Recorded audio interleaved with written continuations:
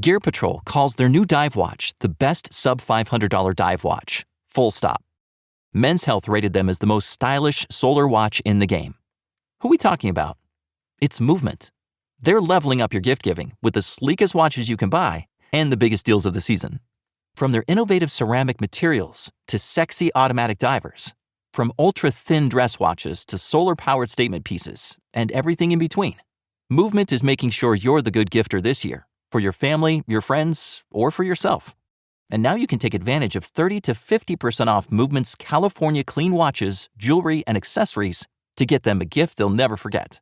With fast, free shipping and returns and amazing bang for your buck, Movement makes for a relaxed shopping experience.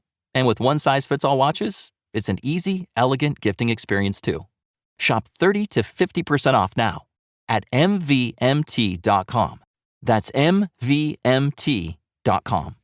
At Sleep Outfitters Outlet, great sleep is a big deal. Save 40 to 60% every day on every Sealy, Stearns & Foster, and Tempur-Pedic. Queens as low as $249. Customer exchanges, closeouts, and floor samples. Inventory changes daily, so come in for your dream deal today. With no credit needed financing, expert advice, and up to 60% off retail, it's never been easier to get the sleep and savings you deserve. Go to sleepoutfittersoutlet.com for financing details and to find a store near you.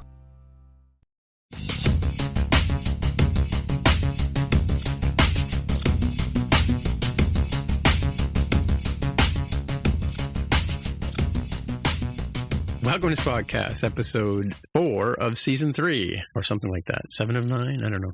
It's 3 of 4. Yeah, that's it. No, 4 of 3. I don't know. I'm confused. My name is Tim Mitchell, and I am in Toronto, Ontario, and I'm joined once again by Jonathan Kuline in Mississauga, Ontario. Hello there. And we also have Jaime Lopez Jr. on the line in Seattle, Washington. How's it going? For those of you transporting at home and who get upset about how I say things. Anyway, there you have it. I haven't actually gone through the entire show because we had the number one fan doing post-production last week, so I haven't really gone through and done any sort of fact check from last week. Have you guys? You have no fact check from last week, right? No, it was just a pure flawless perfection. episode? It was absolutely everything you could hope for.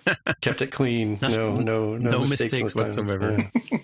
Completely free episode. Oh, of course. Yes, of course. So there we go. Speaking of so let's start off with, let's dig into some headlines. Jaime, what do you got for us here first up? Yeah, the first trailer has come out for Amazon's Utopia, which is apparently based on a 2013 United Kingdom series of the same name, and it revolves around a secret plot to destroy most of humanity using a virus, which seems quite timely.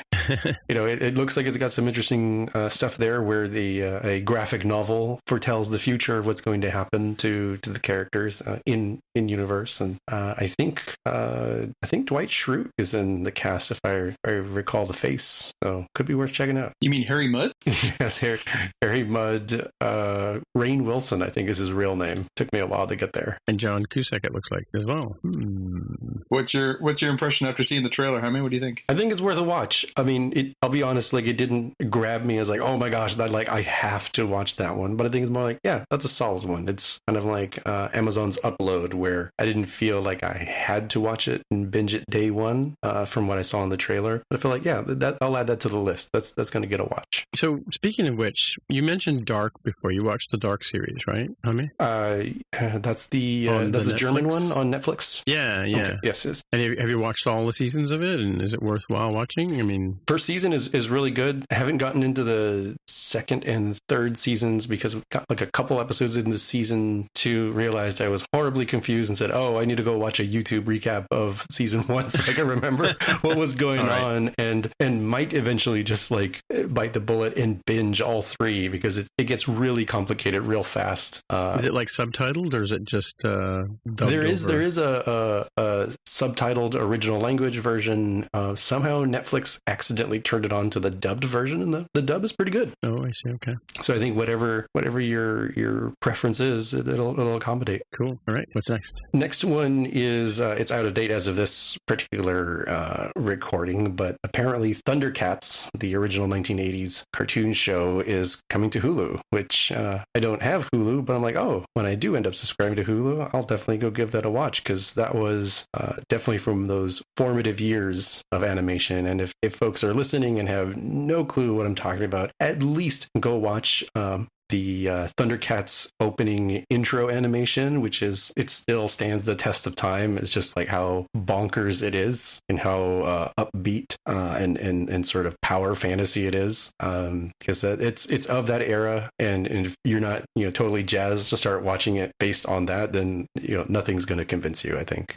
That's with Lion-O and all that kind of stuff, right? Wearing my nerd credentials on my sleeve, I have the box sets of all the episodes on DVD, so I'm all stacked up for that. But it's a weird show. It does not hold up terribly well. There are some episodes that are still quite good, but there's a lot of what were they smoking, drinking, ingesting.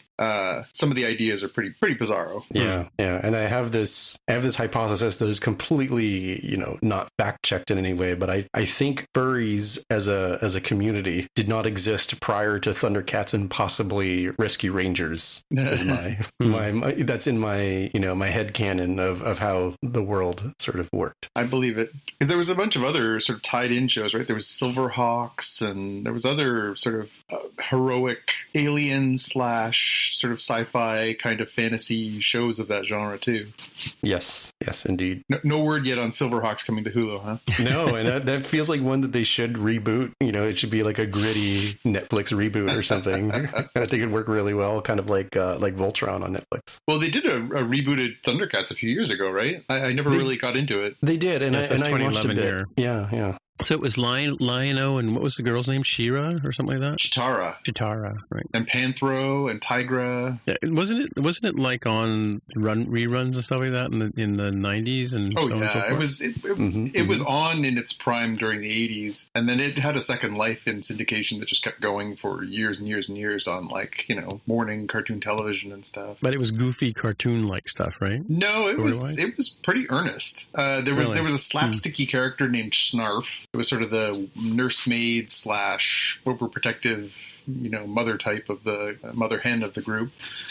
But otherwise, the show took itself kind of seriously. Interesting. All right. Speaking of furries, this Wonder Woman 1984 trailer introduces Kristen Wiig of Saturday Night Live SNL fame as the nemesis to Wonder Woman Cheetah. So that came out during...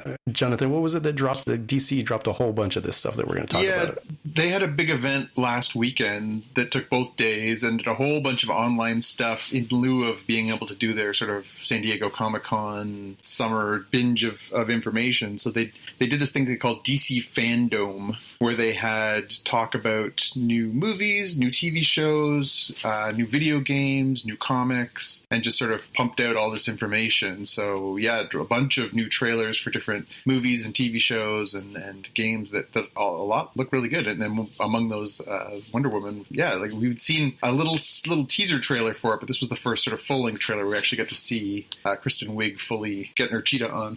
Cool. And what was your impression seeing the full cheetah effect? I gotta admit, I wasn't completely sold, and maybe this is just bad editing work by the people making the trailers, who are distinctly different than the folks editing the film. But I'll give it a chance, because the other trailer with the New Order Blue Monday soundtrack really had me sold and jazzed on it. And somewhere in between those two sort of feelings is probably the truth for this movie. Right. And how is that one coming out? Do we know? Is it going to be in the theaters or streaming? Or they've said November. That was when they moved it off of it was supposed to come out, I think, in May or June. And when they moved it, they said November. So I would say that is their intention, given where things are now. But obviously, that is dependent on so many circumstances. Movies are back here in Canada. Over the last few weeks, we've seen a little bit more. I don't know whether the world is ready for that kind of blockbuster. I mean, Tenet came out here as of yesterday, but having seen how the seats are set up and the sort of few number of people they can let in, I mean, movies will have to play for months in order to make the kind of money back that they're invested in them. So it'll be really interesting to see if they're ready to launch a blockbuster project like that, or Black Widow, or any of those sort of tentpole-y kind of franchise things. Well, back when I was a kid in my teens, movies did play for weeks in the theater. Yeah. no, it's true. I mean, I saw movies, that's how they put them out in some theaters, and it built momentum, right? Yeah, I think so, yeah. I mean, think about Jaws, the original blockbuster, right? Jaws started out pretty, normal, and then it just kept playing all summer long. Yeah, I was watching a special on 2001. I didn't, like I mentioned the other day, I didn't know that I had the Blu-ray behind the scenes thing on the latest Blu-ray I got. The number one fan wanted to watch it. And so they were talking about it going into the theaters, and it was like a flop. It was like not selling. People thought it was confusing and derivative, or not derivative, but just confusing, and they didn't get the whole gist of it. And then they were just about to pull it out of the theaters when like the theaters kind of said, something weird's happening. A whole bunch of people are sitting in the front row, and then and then the next day there was twice as many people sitting in the front row, and then people, like even more people sitting, and they were all going in, getting high, and then going and watching the scene where our hero travels into the new dimension, right? So the really trippy scene, right? So that was kind of, and had it been like in the theaters for a week like movies are these days, it would have been a flop, and it would have been rediscovered on streaming or on VHS or whatever, after the fact. Like a lot of movies end up being like that, right? Because the initial impression with the average audience isn't quite there. It takes a sort of grassroots sort of growth, right, for something to take off, right? And it needs time to do that, right? Like you said. Real time check in here. We've got it says October 2nd is when it's supposed to open in Canada. Wonder Woman 1984. That's the latest online that I can see. So speaking of Tenet, I saw a clip of I'm not sure if it was maybe on Twitter or Facebook or something, but Tom Cruise apparently went to the opening in Europe and wearing a mask and all that kind of stuff. And I couldn't really sort of see how the seats were set up, but what were you saying? Is it kind of like are they like groups, like two at a time, spaced in twos and then spread out? Or? Yes, very much so. So I looked at the IMAX seats thinking, hey, maybe Tim and I will go see this, or Tim and Xavier and I, or whatever. Yeah. And I looked, and yes, there are only groups of two. This was the IMAX screenings. There was only seats of... But what if you want to buy three? Can you buy three? You can buy three, but you cannot sit together. Oh, really? Yes. Huh. And theoretically, that would break up their little pattern. It does. Yeah. I'd imagine it's like, well, you're better off going with four so you can sit in pairs. Wait, don't they use algorithms, Jaime? Come on. To figure out the most optimal seating for every combination that ends up coming out. I mean, it's plausible, but I think, with the teenagers they normally have taking tickets and giving seating assignments, it's probably easier to just say, like, here, sit here, two space, or whatever it is. Seating assignments is like you have the people you don't like the seats in the edge and you sit in the middle. Is that the idea? And you got to make extra money somewhere. It looked like it was two seats and then like a 3-seat gap or 2-seat gap and then 2 seats. Wow. Like it, I think they're trying to keep to the 6 feet 2 meters kind of rule, even within. So what the theater. About going forward though? Like say so there's nobody sitting in front of you, right? No. There was an interesting article on CBC's CBCnews.ca this morning about whether or not it was a good idea to go see Tenet, and doctors said, no, don't go to the theater and like think that this is a normal movie going experience. Don't sit there with your bag of popcorn and chew. And they said, if you're in an enclosed area, it's a large area, but if you're in an enclosed area for 2.5 hours, which is how long that film is, don't sit there and munch popcorn, and people will be coughing and sneezing and breathing and whatever. They said if you're gonna go and like keep your mask on, sit still, and you are taking a risk. Whereas the movie theaters were like, no, we're taking all the precautions, everything's good, but I mean, you are putting yourself at risk. It's a question of whether you think that's an acceptable risk. So that's a conversation that we can have now, or we can have offline, you and I, Tim, because Tenet seems like it would be an amazing movie to see on a big screen, but it's complicated. Yeah. I'm not a government health official, but it sounds like maybe you should see what the reviews are like. As silly as it sounds, if I was going to take a risk, it'd be for a fantastic movie, not a, that's pretty good movie. Are you going to take the word of people who are going to risk their life and limb to go watch a movie? Are you going to take their review as creed? Like, that's a good. These are already people we disagree with, right? Yeah. Right now, it's got It's got 80% on Rotten Tomatoes right now, so that's certified fresh. I mean, I have enjoyed Nolan's films. They're not always perfect, but I've enjoyed them, and I think seeing them on the big screen is kind of critical to the enjoyment of them, because he really does make very cinematic experiences. Yeah. I think it would totally change the experience if your first one watching it was on your flat screen. Yeah. So that's mind you, I do enjoy watching, Interstellar and what's the one with Leonardo DiCaprio, Inception. I watch those repeatedly on the shows. And you're right, though. I mean, like the movie Gravity, right? I saw the Gravity by myself in IMAX, and it was an amazing experience, right? It's a lot different than watching it on TV, right? Yeah, a beautiful looking movie as long as you don't, pay attention to anything that's happening. Or don't. You have to suspend disbelief for sure. Yeah, and logic and common sense and all those. Considering it takes place in 2 hours, exactly. Yeah. Mm-hmm. But back to DC fandom. Yeah, we saw the dropping of the trailer for Zack Snyder's Justice League cut that's coming to HBO Max in 2021. They also confirmed that this version is going to be released as 4 parts, with each installment running 1 hour. And if you're like me and you watch the trailer, you were like, oh my gosh, this is a completely different movie. Where do these scenes even fit into the whole narrative? Like, this feels like not just, it's a director's cut, but there's only 2 minutes of extra footage. It sounds like this is a radically different narrative that came out. This is the movie where Superman and Batman are not happy with each other and Wonder Woman comes along. Is that the one? No, that was Batman v Superman, Dawn of Justice. The Justice League movie is Superman is dead, and right.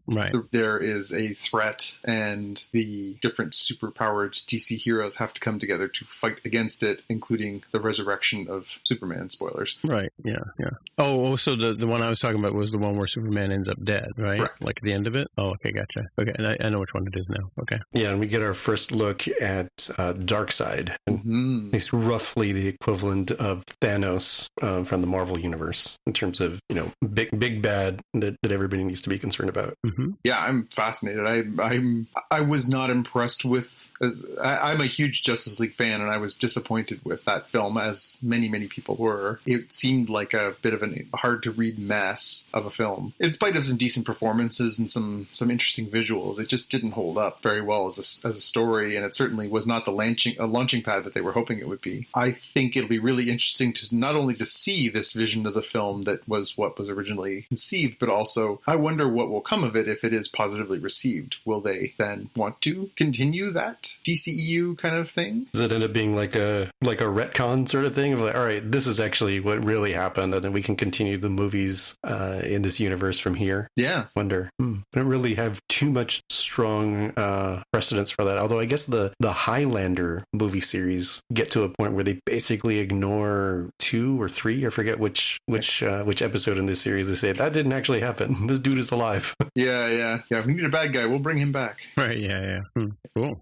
And that's going to be on HBO? HBO Max in 2021 as a 4-part series. And what is HBO? A series? Well, it's a movie. It's a movie released in 4 parts. Sorry. Right. And so what is HBO Max? Is that like Disney Plus kind of deal, or like what's that going to cost you, Jaime? That's the bottom. That's a good question. I got confused, and I think they've tried to consolidate and make this less confusing. But at one point there was HBO Go, which is for people who have traditional cable, and you can download the app and be on the go and still see your content. There's HBO Now, which was meant for you don't have cable because you've cut the cord, but you still want access to Game of Thrones and Silicon Valley and etc.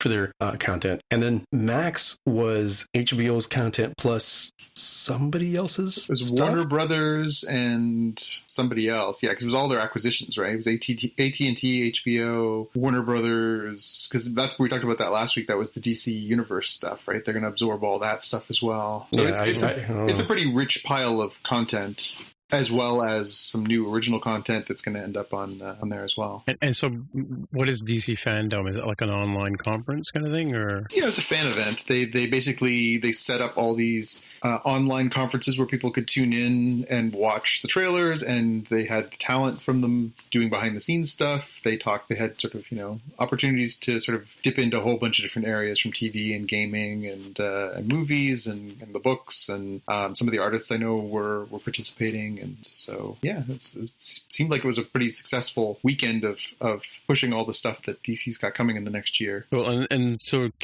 Comic-Con did a similar thing a while ago too, right? Mm-hmm. You know, they had like online. Yeah, they basically did like a virtual hangouts. Version of the conferences that they would have there, the press conferences and stuff. Yeah. Cool. There was a lot that came out of that DC fandom. So they also showed a teaser, basically the roster of villains who are going to be in the Suicide Squad sequel, directed by James Gunn, who folks might remember as the director of Guardians of the Galaxy. And this roll call trailer had just an insane number of people you would recognize, like Idris Elba, John Cena, Nathan Fillion, and Pete Davidson.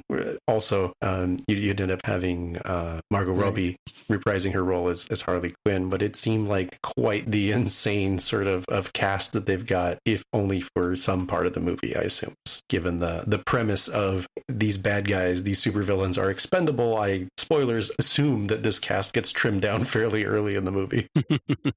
Yeah, I mean, the book was always like that they would introduce, hey, we're all going on this mission, and very, very regularly, many of them would not come back because they were basically culling some of the lamest villains out of the DC universe, so... Aren't they like the Suicide Squad? Well, that was the point, right? You take on the risk of doing this, and you get 10 years off your sentence if you're successful, or if you're not successful, you're toast. Yeah. Either way, you're free. Yeah, I guess. Okay, cool. And this is one that people might want to take a look at too, and that's the first trailer with the Batman, the vehicle for Robert Pattinson as Bruce Wayne in Batman. And this trailer also reveals our first takes on Catwoman and a very, very different take on the Riddler. And it seems interesting. The design of the characters are a little different, but you can see the basics of what's there. It seems like it's going to be a darker, moodier sort of take. And I'm interested, especially to see what ends up happening with Riddler. It's definitely very different from the 1960s Batman of Frank Gorshin and Riddle Me This Batman sort of take, or even the Jim Carrey take from the Batman Forever movie. Right. Yeah, it seemed a little more in line with the sort of very much more menacing version they did in the Arkham series of video games, where he was a genuine, plotting not just random riddles, but definitely planning death traps and stuff to kill the Dark Knight. It was a very, very compelling vision to that character. It has seemed a little, watered down over the years. It'll be interesting to see how they do that. And coming out of that fandom as well, there was a couple of really neat trailers for video games I just wanted to flag for everybody. The Gotham Knights trailer was a particularly cool one where they did a trailer for worst case scenario is, at the beginning of this trailer, they introduced the fact that Batman is dead and the Gotham Knights need to unite and defend Gotham City in his absence. So it combines Barbara Gordon, Batgirl, Robin, the looks like the Damian Wayne version of Robin, the Jason Todd Red Hood, and the Dick Grayson Nightwing characters, all fighting to protect Gotham in the absence of Batman. So that looked really kind of interesting. Really, really cool trailer, really well done. And the other trailer that they had was the one for Suicide Squad Kill the Justice League, which sort of showed them, it looked like it was an invasion of aliens or other dimensional beings or something attacking this city. They looked like they were sort of, doing their job, as they do. They were, a group of nefarious suicide squatters, half-assed trying to defend this city, and then this very evil, menacing version of Superman comes and sort of confronts them and sort of leaves you to imagine what comes next. But it seemed like a really cool vision again of, these sort of misfit anti-heroes versus an evil version of the Justice League. Could make for a heck of a video game. So yeah, that one looks like fun, and so does Gotham Knights. It's definitely pretty exciting to see new video games come out based on this material. Now, that being said, I think they both said 2022. So a ways away, but still, look forward to play those on your PS5 or your Xbox, whatever the heck they're calling the new Xbox. I can't Xbox remember. Series X or Series X, 10, because I'm not unclear how to say that X at the trail end. Yeah, 10S. I don't know. Yeah, you're back. So is there's life for Spotcast for season 1 coming soon?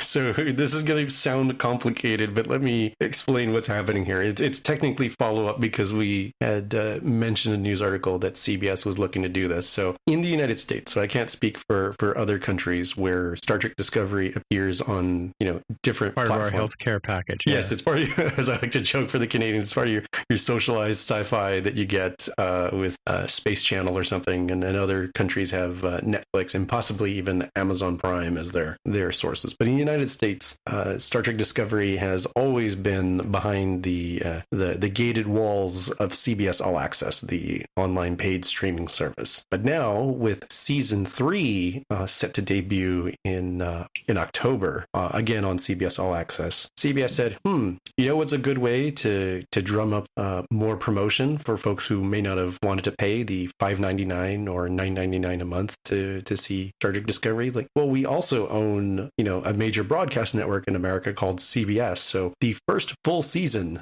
of Star Trek Discovery will make its broadcast debut on Thursday, September 24th. And it's very late in the evening, just given the content that I'm guessing they're going to have to assuredly trim a little bit, curse words and nakedness. But this is a special limited promotion run that they're doing to drum up enthusiasm for season 3. I think with the idea being, if you weren't really sold on spending the money and you watch it on CBS, which you get over the air for free, you're like, oh wow, that's amazing. All I have to do is plunk down my money here, take my money. I'll sign up for CBS All Access now and binge season 2 and then catch up with season 3. I think that's the promotional aspect. Are they going to bleep out all the swearing?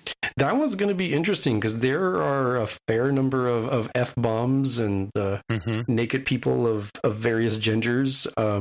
I kind of wonder about that, but it does come out at the 10 o'clock hour. That would be in the evening hour, just to be really clear. And I'm kind of interested to see, honestly, the set of sponsors that they have for the ads. Because I don't know that you're going to want to put Pampers and Huggies in this time slot, if I'm being honest. So how did we watch Game of Thrones? Because this is a similar thing they did with that, didn't they? Put it on regular TV and then you had to watch HBO to watch the whole thing. Or was Game of Thrones always only on HBO? I feel like here in Canada at some point they put it, maybe the first season, or at some point they put perhaps a slightly sanitized version on network television here, again as a sort of teaser, a lost leader. We'll show you the first season, and if you want more you got to come over here kind of thing. Right, but I did not watch it because obviously what would be the point, but I wonder what they did with that. Yeah, I think you lent me the box set or something like that to get back into it, right? Yeah, because I think I watched a second or third season, but I had to go catch up on season 1, 2, 3, whatever, right? So I can't remember what order I watched it in, but yeah, because they did a similar thing there. I seem to get the impression that I remember seeing it on regular TV, and then if you wanted to catch up and see the 7 and 8, you had to go, or 6 and 7. Well, how many seasons was it? 7 seasons? You had to go watch it on HBO, right? Yeah. All right. That's cool. And last but not least, Altered Carbon has been canceled by Netflix. So not, I guess, a terrible surprise. I have not had a chance to get into season 2 yet. I enjoyed season 1. I thought it was an interesting idea. Yep. And I fully intend to watch season 2, irrespective of it being canceled. I do think, though, as the article that I've linked in our show notes from Newsweek says, one of the issues is probably the audience, whether or not it's getting the kind of numbers they want. But the other one might be that it is one of the most expensive shows that they've ever put out on Netflix. It cost apparently about $7 million an episode, which is not quite, but almost Game of Thrones money. And it's a good show, and it looks great, but that's a lot of money to be sinking into a show that has not exactly got Game of Thrones buzz behind it. No, I think I got 3 episodes in and just lost interest. On season 2? Yeah. Season 1 was a whole binge situation, but season 3 was like, nah, I got better things to do. Yeah. So, yeah. I mean, it may have gotten better season 4 or episode 4. I don't know, but I might go back and finish it. But there are other things in life than watching Altered Carbon. It wasn't as good as the first iteration, as far as I was concerned. Yeah, Anthony Mackie, I enjoyed his work as the Falcon in the Marvel movies. I think it'd be interesting to see him lead a series, but it was always on my back burner of, well, I'll watch this other 5 things and then I'll get to that. And it'll always be there. Again, it's just going to sit there on the Netflix queue for a long time on my list. You can now know that there's a beginning and an end. Right.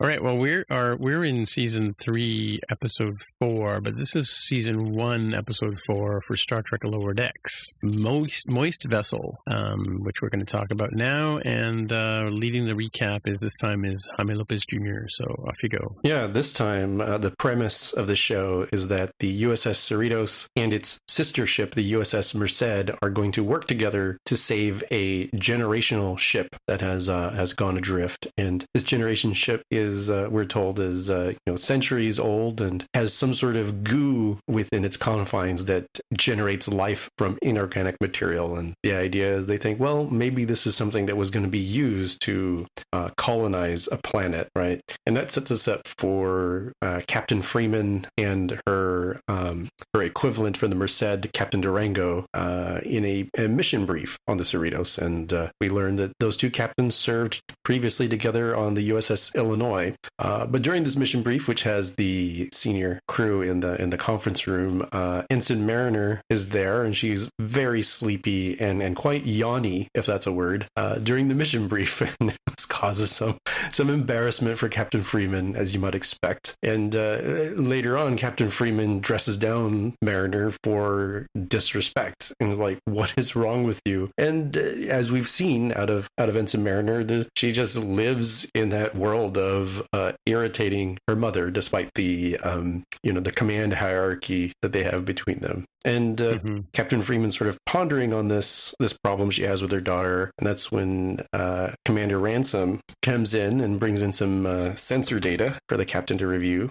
And he's like, I can't believe you haven't gotten rid of her already. And we given a hint that Captain Freeman actually kind of wants it to be Mariner's own choice. So the Ransom was like, well, tell you what, why don't you suggest that Mariner take all of these different jobs, the worst possible jobs we have in the Cerritos, give her all of those tasks. She'll hate it so much, you end up squeezing her out, and she'll do this of her own volition. She'll decide to transfer or leave the ship and stop being an annoyance, right? And we end up with the captain saying, yeah, that's a great idea, and then repeating exactly what Ransom has just said.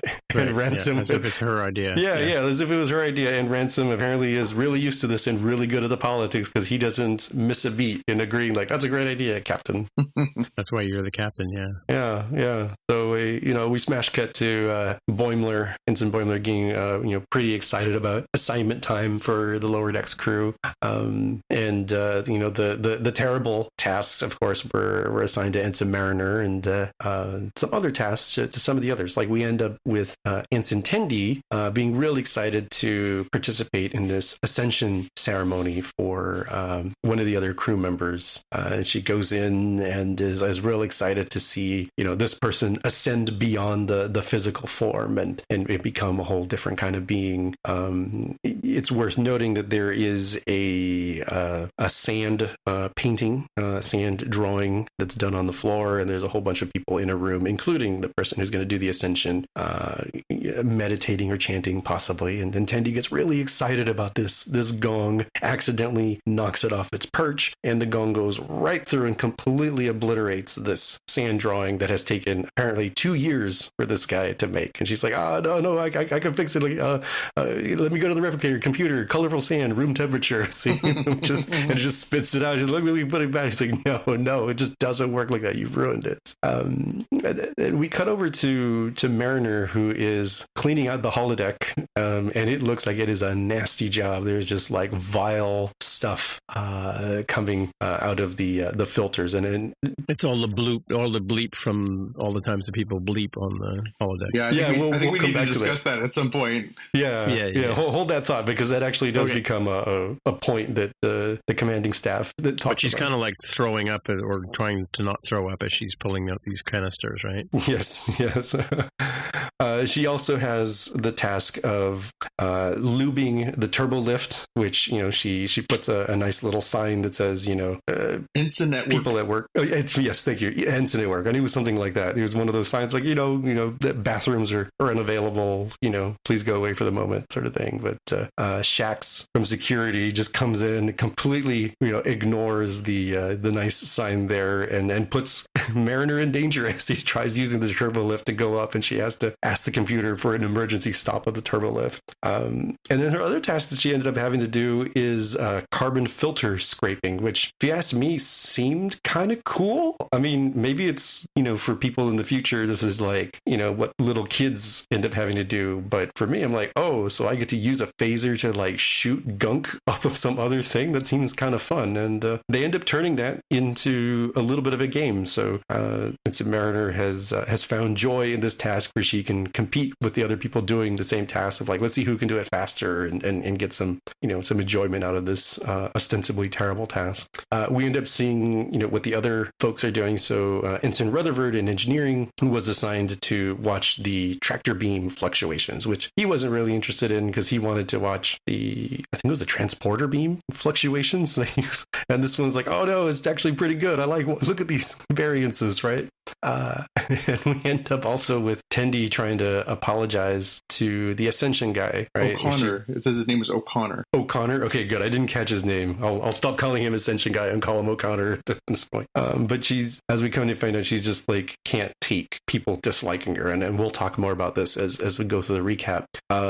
This is the point at which we can talk about the removing bleep from the holodeck bleep filters, which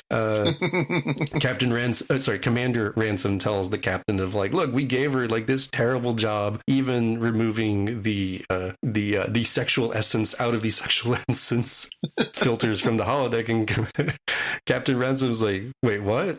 People do that? It's like, yeah, that's sort of the primary activity that people do in there. As we saw in Deep Space Nine, right? The holosuites were like virtual brothels, at least as Quark was running it. Yeah. So they confer on, well, if she hates even the terrible jobs, what could we possibly give her that she will not hate? And they realize that, oh, what she hates the most is the responsibility, the authority. And so eventually we get to a congratulations, Lieutenant Mariner. You are now part of the senior staff, and you have to take part in these tasks. And Boimler is there to witness this, and he is just losing his mind of like, what? This person who doesn't care, who doesn't try, internally he's thinking to himself, I'm sure that like, I'm the one who does everything by the book, and I'm the one who's studying and everything. And he's like, even like smacking his face, like, no, this is real. This is happening. This is not a dream. And we end up seeing Mariner and how much she doesn't like the leadership stuff, right? She doesn't like the debates about conference room chairs. She doesn't like the audits of audits that end up going for the command staff, or even in sort of a callback to the poker games that the Enterprise would have. Apparently, the Cerritos command staff has a poker game, but they sort of don't do it the right way, right? Everybody folds, which angers Mariner. She's like, what's wrong? There's no fun in this game. You don't play for reals. Everybody folds. It's just boring. I'm going all in. No, it's a friendly game. Yeah. In the other story, we have Tendi and Rutherford in the mess hall, and she's saying, look, I just want to help O'Connor with his ascension. What's going on? What's so wrong? And Rutherford's kind of, friendly listening, but he's kind of more interested in like the pudding cup that she's left behind. And eventually Boimler goes to Mariner's quarters. As it turns out, when you get to the lieutenant rank on the Cerritos, you no longer have to be in the bunks with all the other ensigns. You get your own quarters. And Mariner's like, man, I know, right? This is terrible. I'm so far away from everybody else in the lower decks, right? Like I'm not with all the cool kids that she liked. And here, Boimler's like, well, I don't get it. Like, what did you do to get promoted here? He's like, I don't know. Did things wrong, I guess. It's whatever. And this gives Boimler the wrong impression. He's like, oh, breaking the rules is what works. And that'll come back. The way that this show is cut, there's a lot of jumping between the different stories. So we get a little bit of time where Tendi has decided that she'll tell O'Connor, okay, well, if we want to speed up the ascension process, we're just going to use like multiple different cultures worth of things at once. So then you'll be like extra super ascended and it'll just be faster, right? And she ends up using like, space bees, as I wrote in my notes here, as some sort of combination to try to speed things up. And we go back over to Boimler, who has been requested to appear. So he gets one of those communiques over his communicator. And as we've often thought about, I think, on this show, like how does the communicator or the command system know to turn off the audio? He does this full-on supervillain impression of like they'll see what's going to happen, and the other end is like, wait, what was that? He's like, nothing. That was Moriarty on the holodeck. Another callback to TNG. Like, that supervillain thing you heard me just say was a supervillain type character from the holodeck. That wasn't really me, is the impression.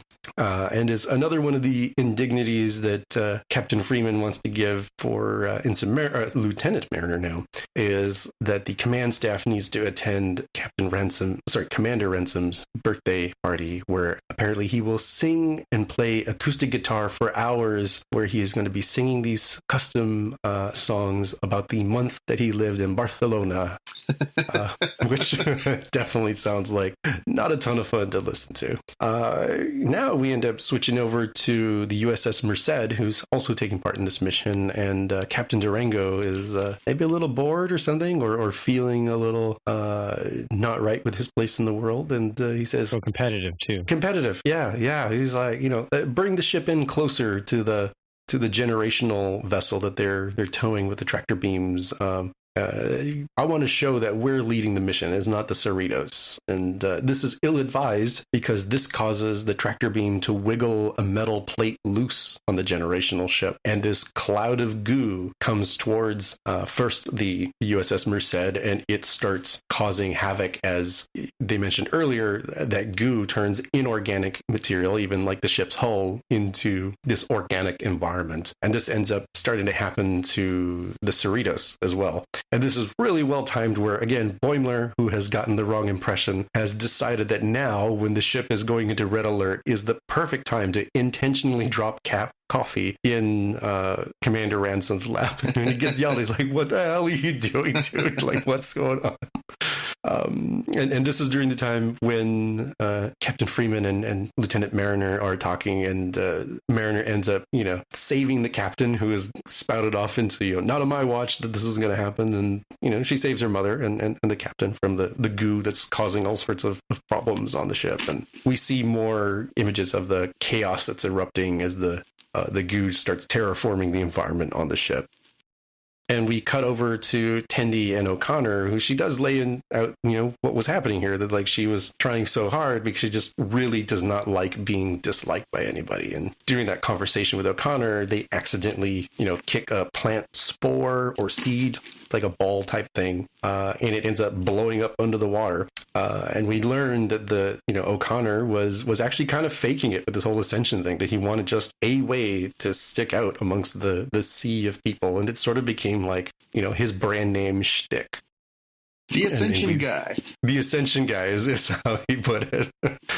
Right. And we cut over to Captain Freeman and Lieutenant Mariner, who are using rocks to try to dig through the terraformed mess. And we end up with Captain Freeman, sort of over-mothering and criticizing even the rock selection and the rock repelling ability of an obviously very capable Lieutenant Mariner. And they talk about, like, you always criticize every little thing that I do, right? That's sort of the whole intent there.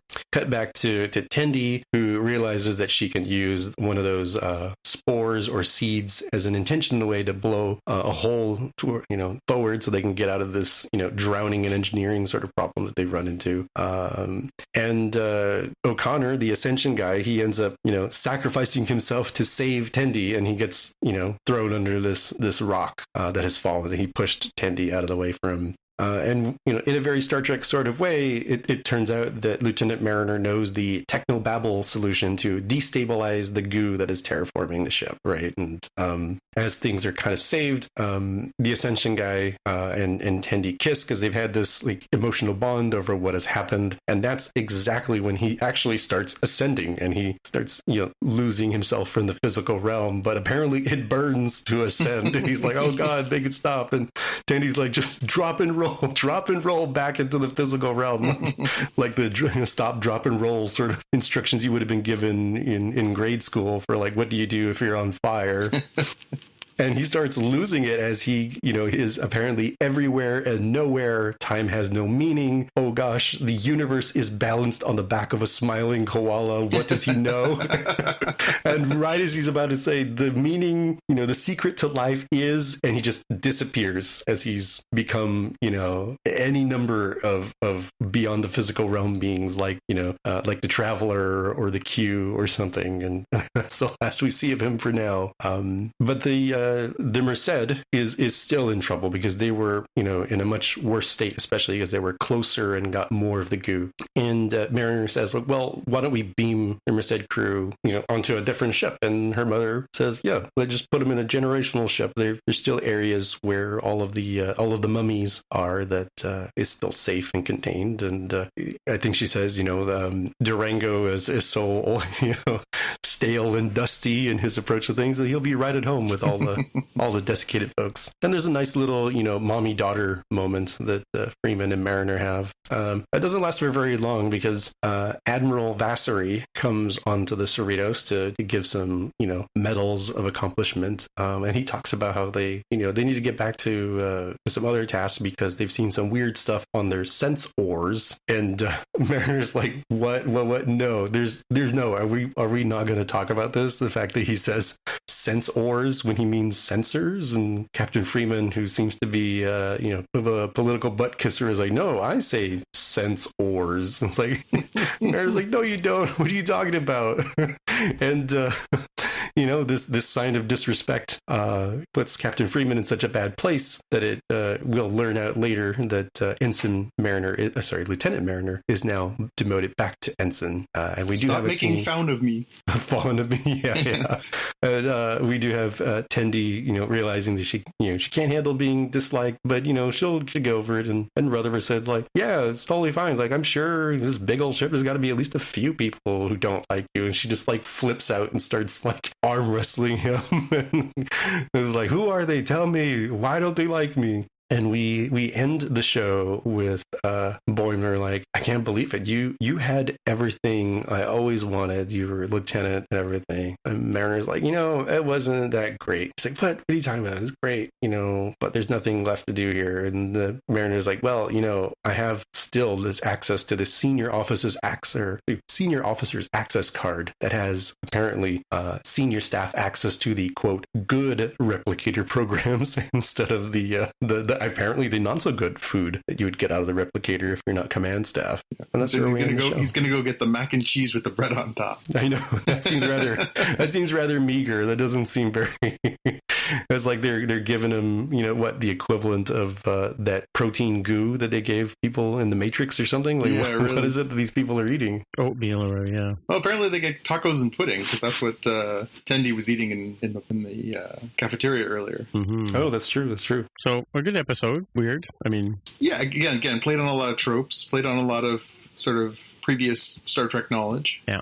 Lots of good little throw-ins. I like the sarcastic Vulcan salute. Live long and prosper. She throws it up like a gang sign. Yeah, she's backing out the door. Right? She's backing out the door. And then Boimler does it to her. She's like, it's not even cool. All right, it looks cool. I like when Boimler refers to Mariner's chore list or job list as Klingon prison stuff. That's Klingon prison stuff. Yeah, well, that's the clearing off the carbon with even more carbon. Yeah, cleaning off something made of carbon with more carbon. Yeah, there's lots of good little jokes. I like the line when Mariner and her mom are arguing. She says, "Whatever, Carol." Yeah. Did you just call me Carol? You don't get to call me Carol. Yeah.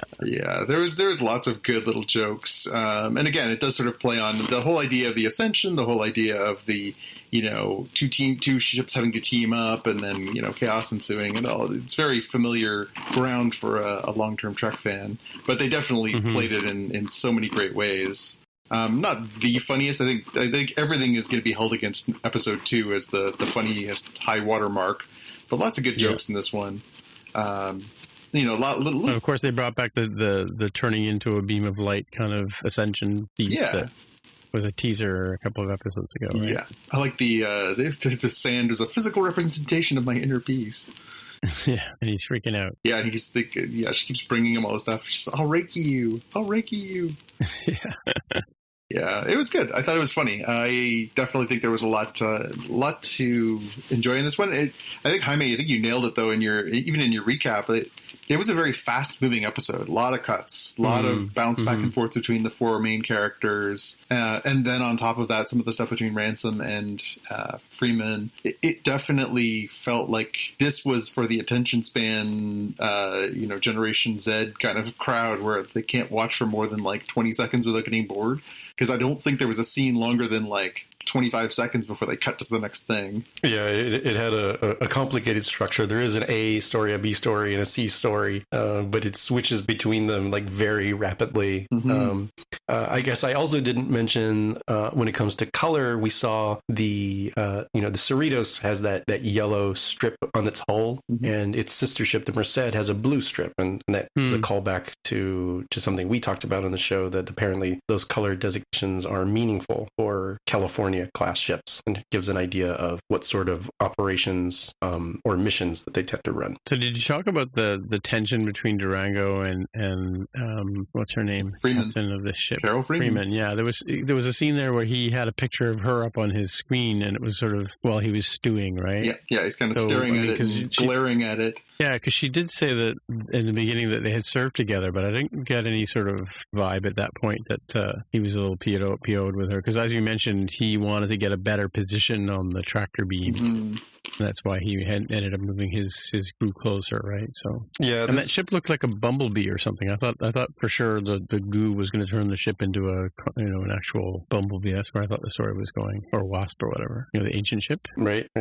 Something that I think has played out a little bit. These episodes are largely self-contained, but I think they're kind of more in the spirit of something like Deep Space Nine, where there actually is a fair amount of continuity. A story thread that follows through all of the episodes, and even if you watch them in different order. And it seems pretty clear that one of those threads that's being followed is the feeling of, self-esteem problems or inferiority complexes around what if you're not the best of the best, right? So we've seen like the Enterprise, and he was even mentioned on this show that like the Enterprise is the cream of the crop, right? So what if you're on a ship that isn't the people with the cream of the crop? And we saw that Captain Freeman in previous episodes is like, this is what they do on the Enterprise, or the Enterprise would never have to do this sort of BS mission that like is only for the peons. And I kind of think that the poker game is probably a pretty good indication of that, right? That like you can sort of fill in the blanks in your head of like, I wonder if Freeman started doing that after she heard that, oh, the command staff on the Enterprise does this, so therefore we're going to do it too, because maybe that's a good way to get more out of your crew. Yeah. And I think that sort of fits in with the as you guys mentioned, Captain Durango and Captain Freeman, being some animosity towards like, I need to show that I'm somehow better than I am in my current rung of the ladder of success. Well, I guess if you're doing nothing but sort of schlubby missions, it must be hard to stand out.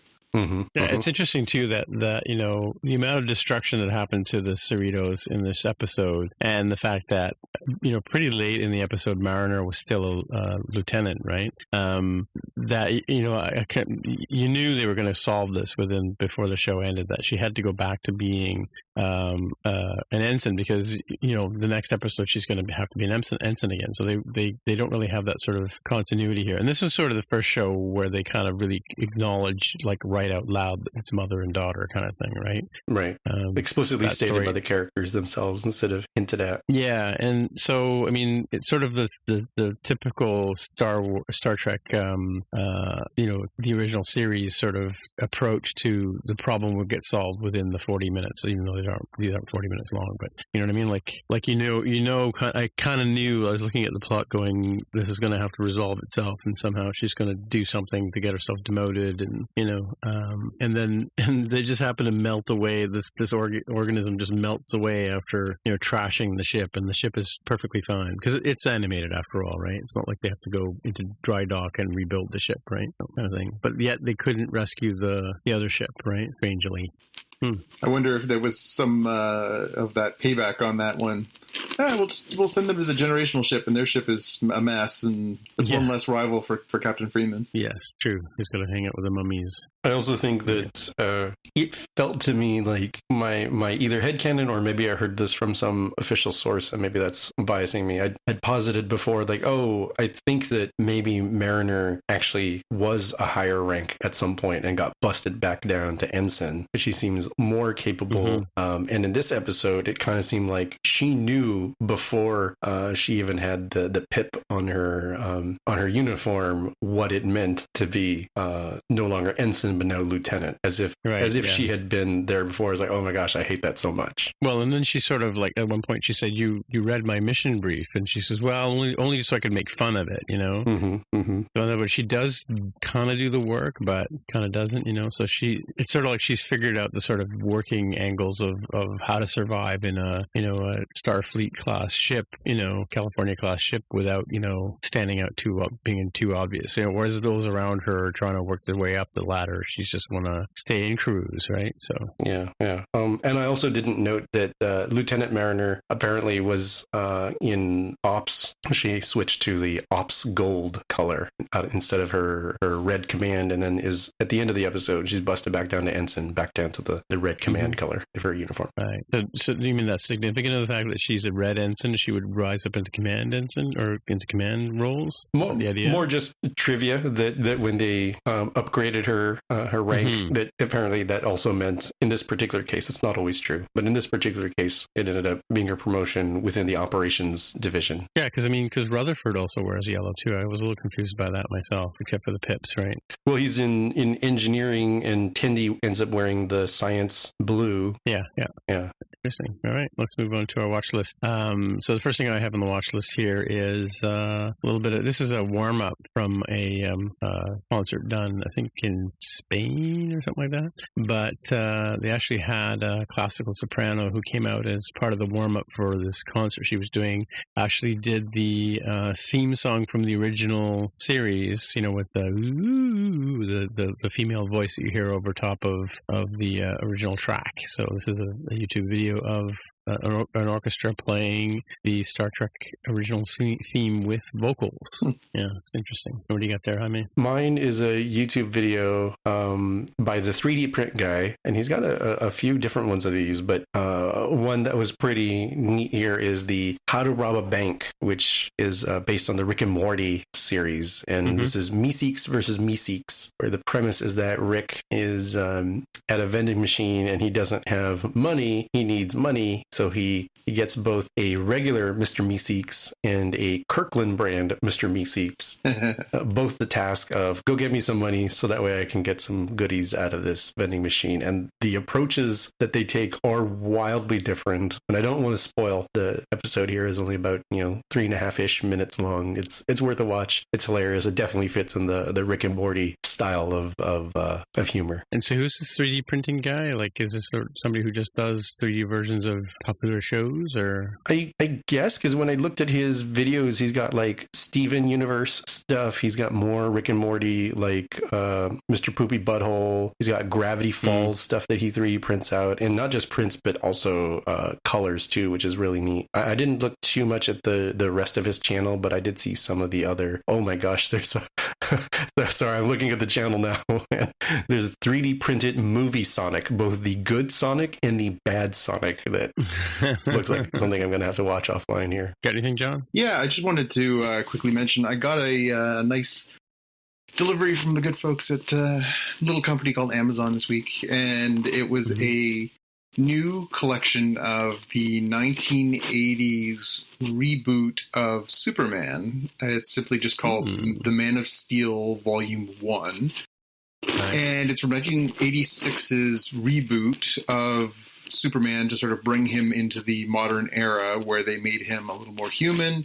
Memorably started with a six episode or 6-issue limited series called The Man of Steel by John Byrne, Canadian comic creator, and he just sort of humanized and made him a little bit less of a deity and a little bit more of a human type character at that point. Superman had 50 years of history up to that point and had really sort of gone on so many different random adventures that his continuity was so complicated. So as part of the Crisis on Infinite Earths, they basically rebooted Superman with this storyline.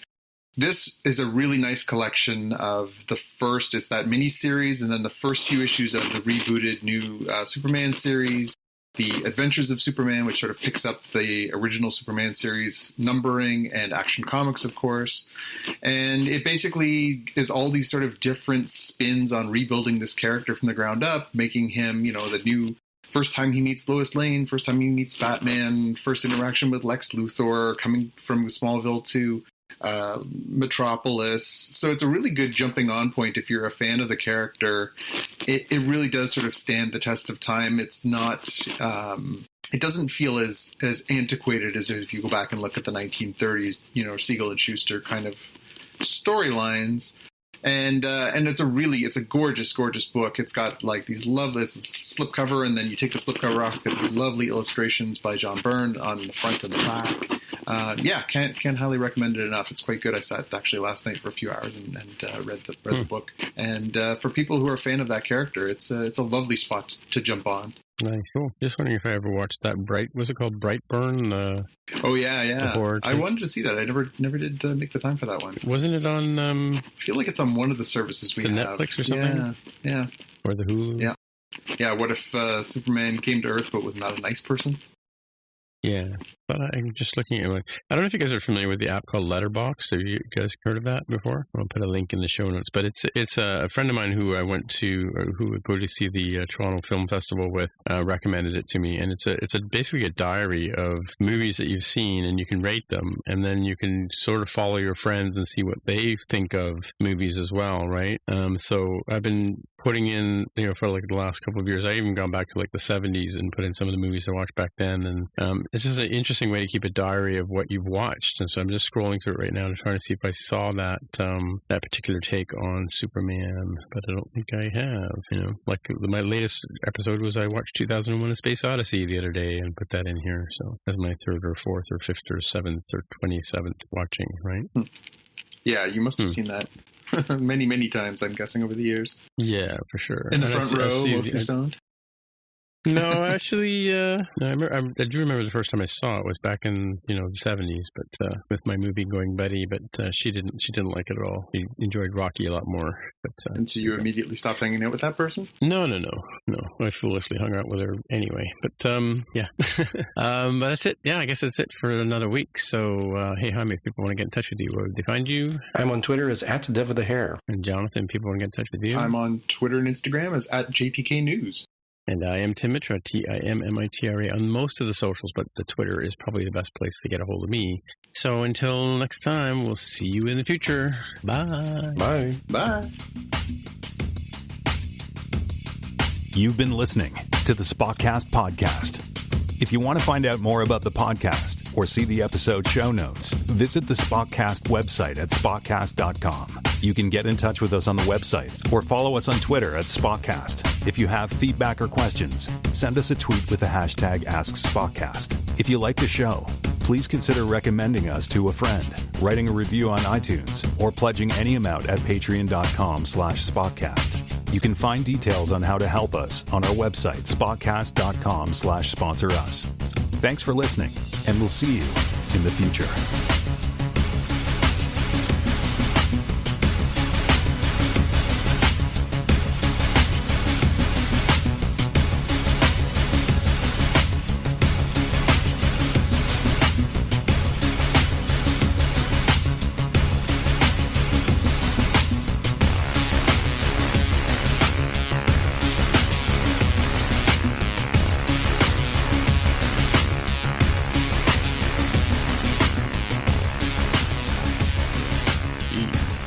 Just like that. So we're going to get the kid to edit the show again this week? I think we got to draft this kid. I think he wants to get paid, though. I don't know if he told you that. Paid? Yeah, paid, like with money and stuff. Who is this kid? Whose kid is this? I know. I don't know. Scandalous. What can I say? Yeah, I think he's all about the capitalism, right? So yeah. And what does he think is a fair amount per episode? Beats me. I should tell him that people have offered to do it for like $5 an episode. So yeah, which is not reasonable. I should edit this part out. yeah. He seemed pretty excited to have done it. So yeah, I think it's an excellent way to have him participate in the show. Sure. Yeah. Well, I'm happy to hand over the files to him. Mind you, I haven't gone through the entire process with him because we kind of ran out of time. But yeah, he's not going back to help you guys for the 4th consecutive weekend. Oh, he's coming back. I think this week for some more drywall and stuff like that. There you go. Draft him. Yeah, but Carol bought some doors today, so we'll hopefully get the door. She wants to get the door in place, and then she's somehow convinced that, even though I've done 4 pocket doors already in this house, that somehow this one's going to be different. So I want to ask you guys, and you could decide whether or not you want to use this in the after show or whatever, but what do you guys make of all this, the response by pro sports leagues to what's happened in Kenosha? The protest by the sports people, I think, it's good because, I think it makes a statement from the point of view of a couple of things. One is, this whole thing, Black Lives Matter and all that kind of started with that football player who took one knee during the anthem, Colin right? Kaepernick, yeah. And he's never been able to get hired by any team since, right? Because they all don't want to touch him with a 10-foot pole. But he seems like everybody sort of points at him as the instigator. And yet, then you have things that are happening like this. I saw an interesting story on Facebook the other day about a lady giving a lecture to a mixed race audience, and she said to the white people in the audience, "Stand up if you would like to be treated as a black person in this country." And not one person stood up, right? And then she said, well, "Let me just restate the question, just to be sure that stand up if you think it's right and you agree that you should be treated the way a black person is treated in this country." And again, nobody stood up. She said, "So by sitting down, you're accepting this treatment of black people." Right. So, these guys are, it's not like they're the privileged, few or whatever, but the fact of the matter is the reason why they're not playing sport. They're playing sports because they're football players and baseball players and hockey players and whatever, right? But the penalty is not on them. The penalty is on the audience who doesn't get to watch them play, even in these sort of virtual sandboxy kind of ways that they're doing now, right? So I think the protest does have value in terms of them not playing at a protest. Yeah, right? I thought it was really poignant that the team that led it was Milwaukee, given that this latest crisis has sprung up in Wisconsin. And the fact that they were the ones who said, we just don't want to, we don't want to do our thing that we do for our living. We can't go on pretending nothing's wrong, right? Yeah, and in a league that is 75% black players, and obviously, it's just too much. And I don't blame them. If the only leverage that they have is to withhold their services, then the fact that they did that, I think, is really commendable. Although I wonder, there's already stories online that they plan on, they took off last night's game, they took off today's games, and the word is that they're going to try and get back at it this weekend. Does that resonate? Does it have the impact? Are people really paying attention in that way? I know hockey canceled its games today as well, and NHL, they did go ahead with games on Wednesday, but they canceled them for Thursday. And we also saw Major League Baseball, the game between the Red Sox and Blue Jays was canceled today. I don't know if there's any others.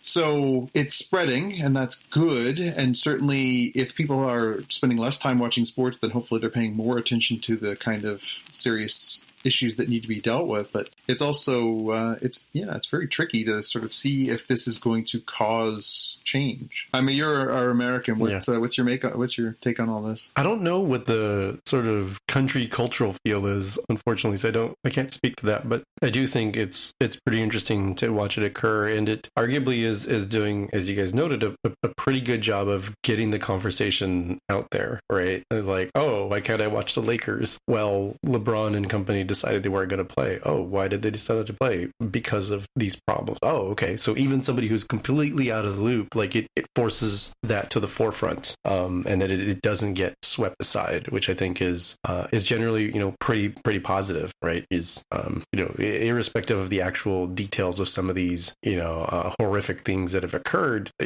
I think this country has gotten to the point where like change does need to occur. And, I wasn't around for the 1960s expertise, but from what I know of it as a cultural revolution and times are a changing kind of era, I feel like that's what's happening here in 2020. Yeah. Do you think it's going to come down to what happens with the election and sort of where America goes next on that kind of chapter? I don't think that the election will definitively change it either way, right? So I think if you end up with, either Trump or Biden, it's not like the problem is going to instantly get worse or instantly get better, come November when they're elected or come January when they take office. Like these are not even probably, single presidential term sorts of issues. These are the kinds of issues that take, the better part of decade or decades for culture to change. Yeah. Well, geez, I hope it's faster than that, because it's brutal out there right now. It really is. Yeah. I hope that the brutality of what's happening will end soon-ish. And where I say soonish, I mean, in the next couple of years. But that doesn't mean that the structural problems that led to this boiling point will go away, and that will continue to be something to chip away at over the long haul. Complicated times. 2020 is a complicated year. Mm-hmm. Yeah. Well, I mean, I don't know. I mean, it's going to take a lot to change, and I think that we already know that the United States is a very bipolar country, right? So, well, it's very polarized. That's for damn sure. Polarized. Yeah. I mean, the thing is that they're not. It's they may reckon like half. The liberals will recognize that there's a problem, but the other side won't. They'll just continue to accept the normal behavior, right? So. Yeah, and yet, by the same token, though, I mean, without looking too deeply into the situation in Kenosha, guns were at the root of it. If guns weren't that readily available, that incident wouldn't have happened on either side. Like both sides had guns, right? So, and this was the first time I sort of think that it's really sort of been pointed. I mean, like there's been deaths in America almost every day because of guns, but this is the first time a story kind of came out that it wasn't a law enforcement person at the root of it, right? Gear Patrol calls their new dive watch the best sub-$500 dive watch. Full stop. Men's Health rated them as the most stylish solar watch in the game. Who are we talking about? It's Movement. They're leveling up your gift giving with the sleekest watches you can buy and the biggest deals of the season. Shop 30 to 50% off Movement's innovative California clean watches, jewelry, and accessories with fast free shipping and returns now at mvmt.com. That's mvmt.com.